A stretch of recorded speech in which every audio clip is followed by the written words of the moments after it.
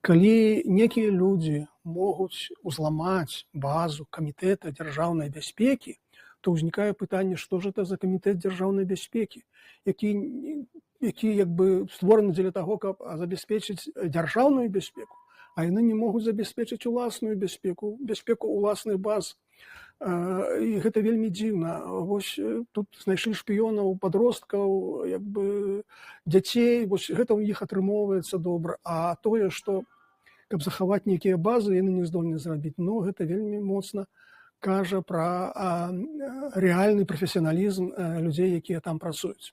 Калі некія людзі могуць узламаць базу камітэта дзяржаўнай бяспекі, то ўзнікае пытанне, што ж это за камітэт дзяржаўнай бяспекі, які як бы створаны дзеля таго, каб забяспечыць дзяржаўную бяспеку, а яны не могуць забяспечыць уласную бяспеку, бяспеку ўласных баз.